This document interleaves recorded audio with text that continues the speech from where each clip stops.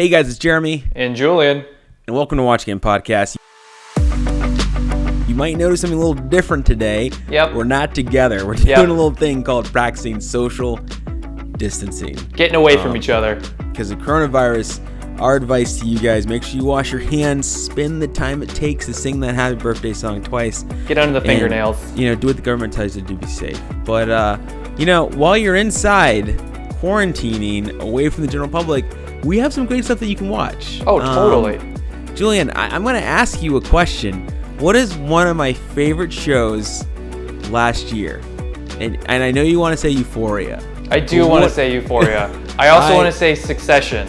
Succession, absolutely. I also, no, Elite was 2 years ago.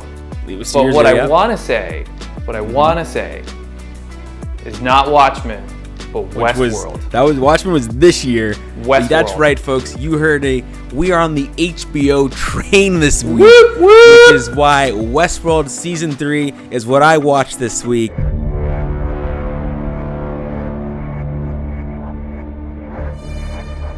Who are you, Dolores?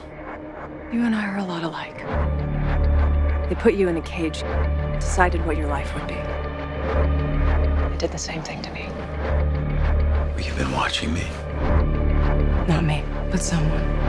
Something has. Who is it that we're going after?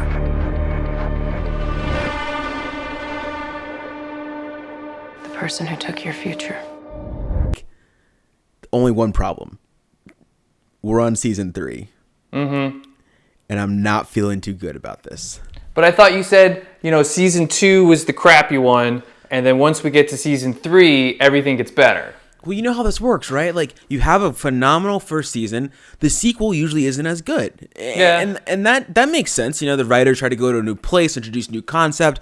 Altered Carbon Season 2 is a great example of this, where they just didn't execute it at the end of the day. Elite Season 2 is also a little bit of a downer. It was fun, but they didn't quite know where they were going. Yeah. Westworld Season 2 did that thing where they were in the park, mayhem was happening, and for 6 episodes, it was Dolores getting her revenge. Yeah, it was Rampage Dolores time. Exactly. And I gotta tell you, wasn't a big fan of the first 6 episodes of Westworld because they weren't going anywhere. It was pretty boring.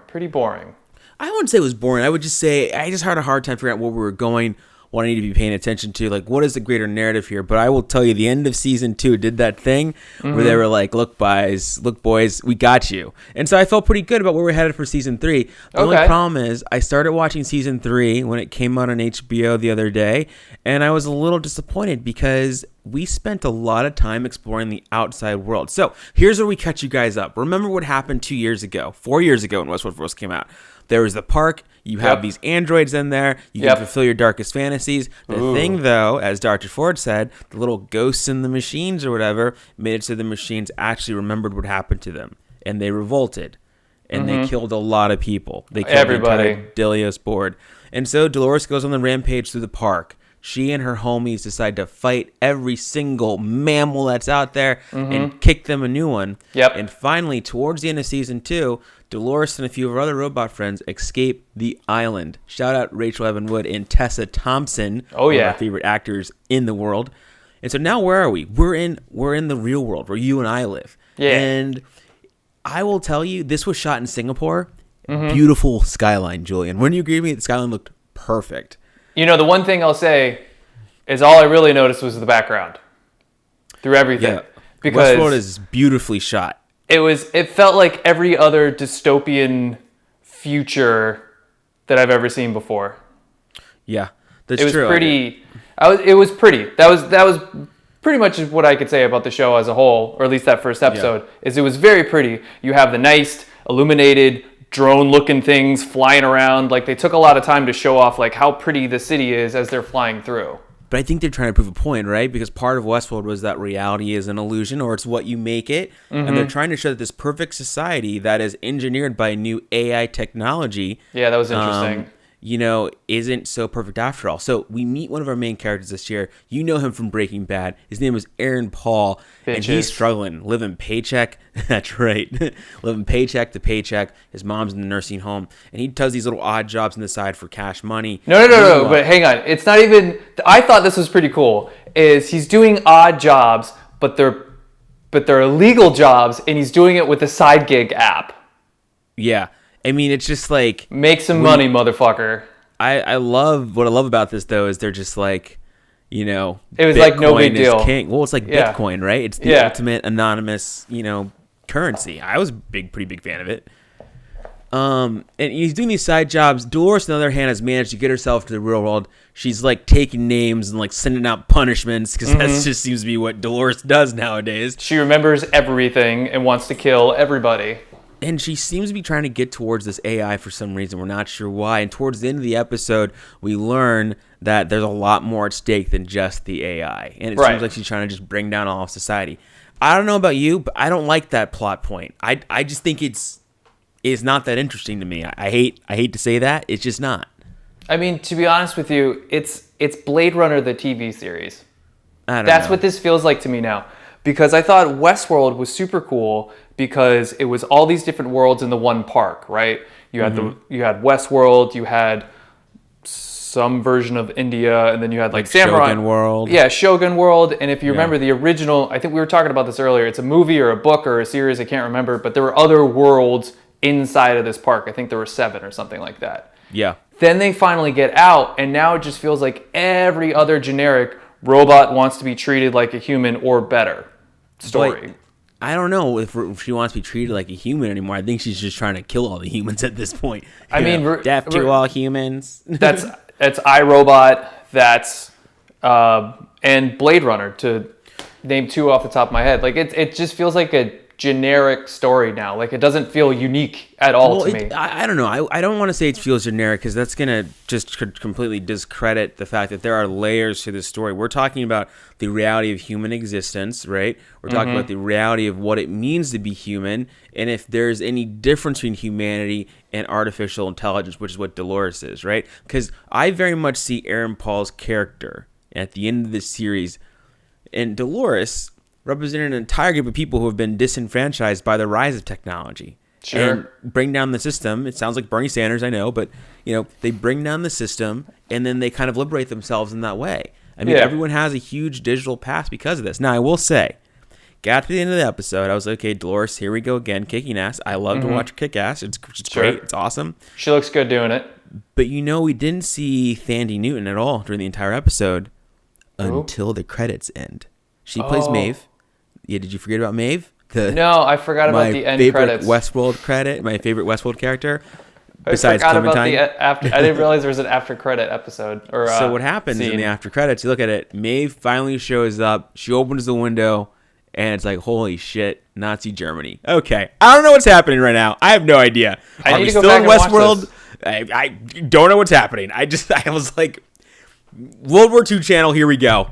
Fine. I'll go with it. If it's got Maeve in it, I'm watching it because I fucking love Maeve. Wait, what did you think of Bernard's character? I fucking hate Bernard. I thought that was really interesting, the sort of duality that he's trying to deal with the passive version of himself and then the robot killer version of himself. Well, Bernard, and for those of you guys who are watching this and haven't watched Westworld yet, you know, you remember he's the robot. Yeah, he's a robot. He murdered some people in Westworld.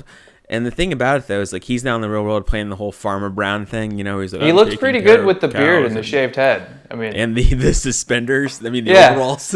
Oh yeah. But you know, Bernard can actually now control his robot self and get it to do things, which I think is really interesting. I don't know. I don't like watching characters having to like redeem themselves after a season full of consequences. Altered Carbon spent way too much time doing this. But at the end of the day, that's right, I said it, folks. At the end of the day, Maeve is back. Maeve is back. Maeve is back, and I'm ready for it. I'm here for it, which is why I'm telling you, Westworld, watch it once a week. Don't binge it, because you can't binge it even if you wanted to. But, you know, turn it on. Avenue 5 I'm right is there over. with you. Turn on Westworld. Why not? I'm right there with you. I think this is a definite watch. The show is so interesting, and I think they're bringing a lot of new stuff into it to hopefully make this story feel a little bit more unique, a little less generic. And I think I'm happy to see where Aaron Paul takes his character, because I think Aaron Paul is such a versatile actor. He's done so much since Breaking Bad, and I'm happy to see what he's going to do with it. I will also say the thing about Aaron Paul is Aaron Paul did so well in Breaking Bad because he was able to translate his emotional intelligence into phenomenal acting. So he does very poorly on shows where it's like quick emotions. But if Yeah. you can draw it out over the time period, Aaron Paul will steer you into the grave. And you know what? It's so worth it. He was fantastic in BoJack Horseman. He was, but it was just his voice. So I know, but it was still so good. That's acting It's too. still but I'm so saying good. When he's on the screen, like his face, like he does a great job. He knows how to work it. Yeah. So, Jeremy, is this a watch for you? At least the first episode? You know what? Because you want to see what happens next, I'm going to say watch, but you're watching for Maeve, and you're watching with caution. That's what I'm going to say. It might. I agree. We might get 3 episodes in and to discover this is Peter's season of The Bachelor. Here's Yep. the thing, Julian. Remember what I said last time about sequels? You don't need them. But I'm going to say this time. This might be the last season of Westworld. I think that's a good idea. I'm with that. Yeah. So, thanks everybody for listening. Thanks everybody for watching. Hold on one second, folks. Before we end this podcast, one thing I'm going to tell you guys to do. Binge watch Love is Blind. That's what you're going to binge, okay? Just binge watch Love is Blind on Netflix. I can't leave without saying that. I really can't. I just can't. Go ahead, Julian. Finish up this episode. You want to finish this up, buddy? No, I think you got it. I can't get over Gigi in the chair. Oh, man. Go ahead. Finish it up. We're waiting. Go for it. So, thanks everybody for watching. Thanks everybody for listening. Please make sure you follow us on Instagram and YouTube and Facebook. And, share this with people you think need to see it or listen to it. With people you love who are stuck inside Yeah, during seriously. the coronavirus outbreak. And if you're in Maryland, our heart goes out to you right now. Yep. I hope you Anyway, went to the liquor store first before everything closes. dude, so my buddy lives in Maryland. He's saying everyone rush to the Spirit store because Giant doesn't sell alcohol in Maryland. Doesn't sell the hard stuff in Maryland. And he was like, there's a line out the door for that stuff. But yeah, make sure you subscribe, okay? Because we are trying to hit our subscriber numbers, and we'd love it if you would please. And you were kind and subscribed. Until next time, folks. Thanks. Bye. Hey guys, it's Jerry from Watch Again Podcast. tell 'em to Thanks subscribe. for watching can't do the this show. without me. We really appreciate There's it. 2 people on Make this sure you podcast. check, You gotta look up there, bruh. You gotta No, check watch out more things check up out what we there. have to subscribe, You gotta hit the bell, and then hit the bell, watch the other videos that we have as Somewhere well. over there. Dude, are you gonna keep? You fucking smash the just like button, Okay, I'm good. I'm punch done. the screen. I'm done. Do What it is the fucking- vernacular? I'm good. What do I tell them to do? Just subscribe, watch some stuff over there, hit the bell for the notifications. I mean, it's not that hard.